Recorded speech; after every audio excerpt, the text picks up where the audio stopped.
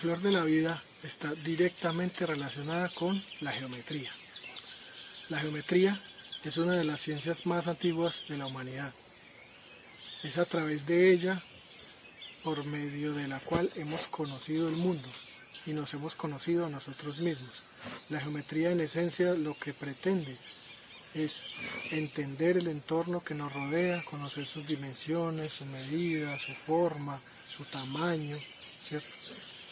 Pero también ha sido aplicada a nuestra naturaleza humana y nos ha permitido conocernos también a profundidad. Una clave de la geometría es que es un lenguaje matemático, es un ejercicio matemático, ¿sí? La geometría, si bien es una manifestación formal, es un ejercicio matemático. Y se dice que la matemática es el lenguaje abstracto de la naturaleza en su totalidad. Es el lenguaje del universo, en realidad. Entonces, es de ahí en donde vemos nosotros una importancia de prestarle atención a las figuras geométricas, especialmente, por ejemplo, a la flor de la vida, que es una de las figuras más emblemáticas de lo que se ha conocido como la geometría sagrada, ya que se dice que a partir de ella se generan las demás figuras, es decir, que viene siendo el patrón arquetípico de la creación del universo. Eso es más o menos un abrebocas de lo que viene sobre geometría.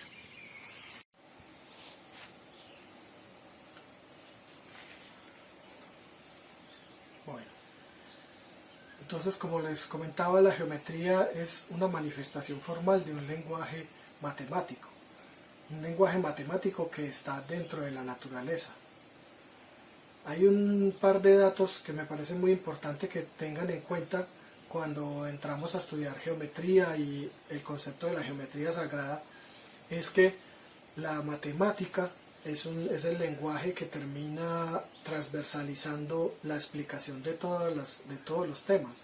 Por ejemplo, para los que saben o los que conocen, a este momento el desarrollo de la física cuántica ha logrado llegar a desarrollar una sola fórmula matemática que es capaz de explicar la mecánica cuántica, ¿sí? La mecánica, digamos, el funcionamiento de las partículas atómicas y subatómicas, y es capaz de explicar el funcionamiento de las constelaciones o de las galaxias, o incluso en algún nivel de los agujeros negros.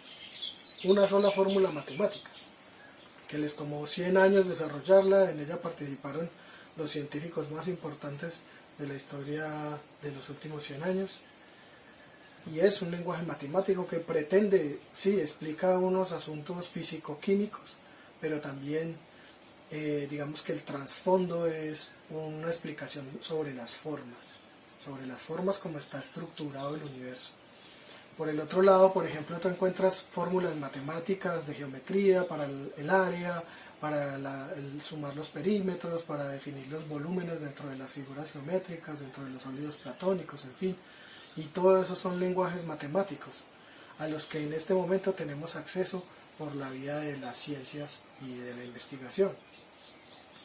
Pero ahora, si fuéramos un poco más allá, cuando empezamos a tratar de analizar cosas que no son tan fáciles de observar, como por ejemplo si tú hablas de un campo electromagnético o si hablas de las ondas lumínicas, ya esas son cosas que no son tan fáciles de identificar a simple vista, y aún así esos elementos tienen unas formas de manifestación, es decir, el campo electromagnético tiene una forma de manifestarse desde lo geométrico, así como las ondas electromagnéticas y así como las ondas lumínicas tienen unos patrones geométricos a través de los cuales se manifiestan en la naturaleza, que no son observables a simple vista, cierto, pero eso no hace que no existan. En realidad es la ciencia y el desarrollo científico el que ha permitido conocer estos temas a fondo. Entonces, cuando analizamos esos patrones geométricos, por ejemplo, del campo electromagnético de la Tierra, o del campo electromagnético humano, o del campo electromagnético en las frutas o en los animales, porque cada uno de ellos lo tiene, lo que encontramos es la figura del toroide, una de los patrones o de las figuras geométricas más antiguas y más relevantes dentro de la historia de este universo. Es prácticamente como un esquema del origen de la energía, si se quiere, es decir, se podría hacer una relación entre la forma del toroide y el flujo de la energía. Por ejemplo, en el caso del planeta Tierra o en el caso del sistema solar, todos están funcionando de una manera toroidal. Para los que no conocen el toroide, ahí lo pueden observar en la diapositiva y hay algunas imágenes en las que presento la idea del toroide. ¿Qué pasa y cuál es la relación, digamos, que tiene esto con la flor de la vida? Resulta que la flor de la vida es un patrón geométrico de un toroide, en realidad, en síntesis, ¿sí? Lo que manifiesta la flor de la vida es un toroide. Ahí lo pueden observar dentro de la diapositiva. Ahora, cuando empezamos, digamos, la flor de la vida tiene una cosa muy bella, muy interesante, y es que es un patrón que cuando se dibuja desde cero, por decir algo, desde el primer círculo, porque está compuesto pues por una serie de círculos que tienen una intersección a través de los centros y de los radios de esas circunferencias, como lo pueden observar ahí en la diapositiva.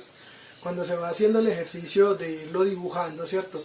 De dibujar la primera circunferencia, después desplaza la segunda al lado de la otra. En cada uno de esos momentos en los que se va constituyendo el patrón de la flor de la vida, se van, digamos, dando unos momentos, unos estados, unos escenarios, unas situaciones particulares que se pueden ir vinculando con elementos de la naturaleza o de la vida, o que los representan, ¿cierto? De una manera casi directa, no es una cosa para la que tengamos que hacer un esfuerzo, digamos, de un salto de fe, sino que sencillamente es una cosa que es observable en la naturaleza. Por ejemplo, cuando se dibuja la primera circunferencia y se desplaza sobre su eje central y se dibuja la segunda circunferencia, se forma una figura que se conoce como el Vesica Piscis, que, para no, digamos, ahondar mucho dentro del tema, es el patrón geométrico de la luz, ¿sí? De las ondas lumínicas, de la forma como se desplazan las ondas lumínicas. Recuerden que la luz viene desde el sol, la luz que nosotros tenemos aquí en la Tierra viene desde el sol, ¿sí? Entonces son unas ondas electromagnéticas que está transmitiendo el sol, ¿cierto? Que la Tierra también está haciendo un esfuerzo por tenerlas, porque para eso tiene una fuerza gravitacional, y que van cruzando todos los campos electromagnéticos que constituyen la Tierra para después llegar hasta donde nosotros estamos, y que después cruzan nuestro propio campo electromagnético y entran en nosotros, ¿cierto? Y nos nutren, ¿sí? Esas ondas de luz en lo humano lo que producen es una vitalidad, entre otras cosas, pues, que la ciencia ha investigado de los efectos de la luz solar sobre el cuerpo humano, pues, es decir, nosotros y la vida en la Tierra no se podría dar si no existiera la luz. Entonces, ese primer desplazamiento que forma el Vesica Piscis, digamos que es como, si se quisiera hacer una analogía, como el momento en el que la vida se establece. Resulta que entonces el proceso de ir dibujando el patrón geométrico de la flor de la vida permite que, como se ha ido evidenciando, va uno pasando por unos estados que pueden ser analogables o que pueden ser identificables dentro de la naturaleza. Cuando ya llegas al patrón de la flor de la vida propiamente, pues al que son los 19 círculos, los 36 arcos, cerrado por las dos circunferencias, ahí llegas como a un límite especial en el que, digamos que termina el patrón como tal. Eso es lo que se conoce como la flor de la vida. ¿Qué pasa? Resulta que cuando coges esa figura y, como se observa en la diapositiva, le sustraes los otros elementos que contienen y dejas solamente la estructura de círculos que se están en contacto de manera tangente, como se observa en la figura, se forma lo que se llama el fruto de la vida. Y a partir de ese fruto de la vida, cuando se trazan todas las líneas que conectan los centros de las circunferencias entre sí, se constituye en lo que se llama el cubo de Metatrón. Ese cubo de Metatrón es una figura supremamente mágica. Para mí es como la fábrica de universos, la he llamado yo pues dentro de mis reflexiones sobre estos temas, porque a partir de ella, como se puede observar, empiezan a surgir los sólidos platónicos. Ahí puedes identificar el cubo, el ilicosaedro, el tetraedro, el octaedro, el dodecaedro, todos los sólidos platónicos, el Merkabah. Hay una diapositiva en la que se está observando cómo ese cubo de Metatron encuentra una relación simbólica muy profunda con el Merkabah, que es el conocido el vehículo de luz, uno de los misterios sobre los que estudia o investiga la Cábala, el misterio del Merkabah. Y el Merkabah, pues, que como se conoce, digamos, dentro de las investigaciones de Drúmbalo Melquisedec, que es como el vehículo de luz que cada uno de los seres humanos contiene, y a su vez simbólicamente se correlaciona con la estrella de David, que es un símbolo, digamos, tradicional del judaísmo hebreo y del judaísmo contemporáneo también, por toda esa carga simbólica. Es una conexión, digamos, informacional la que termina concentrándose en ese simbolito que aparece en muchos lados y tiene otras cargas simbólicas que en otros videos trataremos.